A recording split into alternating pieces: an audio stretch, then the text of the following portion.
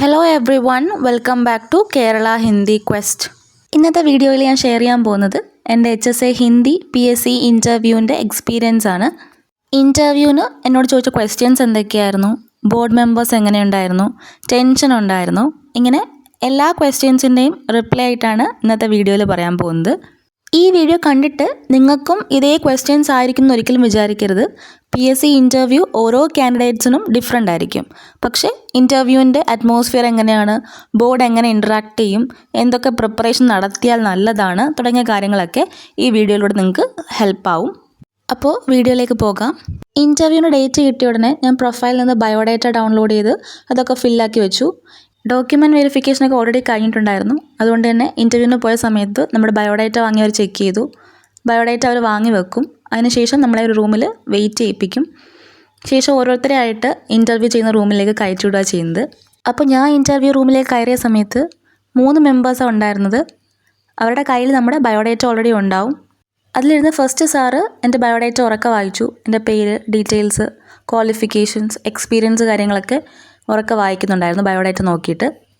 Second ഇരുന്ന sir subject expert ആയിരിക്കും, അതായത് ഹിന്ദി നോളജുള്ള ആളായിരുന്നു സെക്കൻഡ് ഇരുന്നത്. അതുകൊണ്ട് തന്നെ സാറിനോട് ഫസ്റ്റ് ചോദിച്ച ക്വസ്റ്റ്യൻ ഹിന്ദി ഭാഷയുടെ വിശേഷതകൾ എന്തൊക്കെയാണെന്നാണ് ആദ്യം ചോദിച്ചത്. രണ്ടാമത് ചോദിച്ചത് എന്തിൻ്റെ ബേസിലാണ് നമ്മുടെ ഭാരതത്തിനെ ക, ഖ, ഗ എന്നുള്ള 3 ഡിവിഷൻസ് ആയിട്ട്, റീജിയൻസ് ആയിട്ട് ഡിവൈഡ് ചെയ്തെന്ന് ചോദിച്ചു. പിന്നീട് ഏറ്റവും ഇഷ്ടപ്പെട്ട വിധ ഏതാണെന്ന് ചോദിച്ചു. ഞാൻ കഹാനി എന്ന് പറഞ്ഞപ്പോൾ പിന്നീട് യശ്പാലിനെ കുറിച്ച് പറയാൻ വേണ്ടി പറഞ്ഞു. സബ്ജക്റ്റ് എക്സ്പേർട്ടിൻ്റെ ഭാഗത്തു നിന്ന് ഇത്രയും ക്വസ്റ്റ്യൻസേ ഉണ്ടായിരുന്നുള്ളൂ. നെക്സ്റ്റ് ഇൻ്റർവ്യൂ ബോർഡിലുള്ളതൊരു മാം ആയിരുന്നു. ഞാൻ പ്രൈവറ്റ് സ്കൂളിൽ വർക്ക് ചെയ്യുന്നതുകൊണ്ട് തന്നെ എന്നോട് ചോദിച്ചത് സ്കൂളിൽ എത്ര ക്ലാസ് റൂംസ് ഉണ്ടെന്ന് ചോദിച്ചു, എത്ര ലൈബ്രറി ഉണ്ടെന്ന് ചോദിച്ചു, ആ ലൈബ്രറിയിൽ എത്ര പുസ്തകങ്ങളുണ്ട്, ആ പുസ്തകങ്ങളിൽ എത്ര ഹിന്ദി പുസ്തകങ്ങളുണ്ടെന്ന് ചോദിച്ചു. ഞാൻ വർക്ക് ചെയ്യുന്ന സ്കൂളിൽ ഹിന്ദി ഭാഷയെ പ്രൊമോട്ട് ചെയ്യാനായിട്ട്, കുഞ്ഞുങ്ങളിൽ ഹിന്ദി ഇൻട്രസ്റ്റ് ഉണ്ടാക്കിയെടുക്കാനായിട്ട് എന്തൊക്കെ കാര്യങ്ങൾ ചെയ്യാൻ സാധിക്കുമെന്ന് ചോദിച്ചു.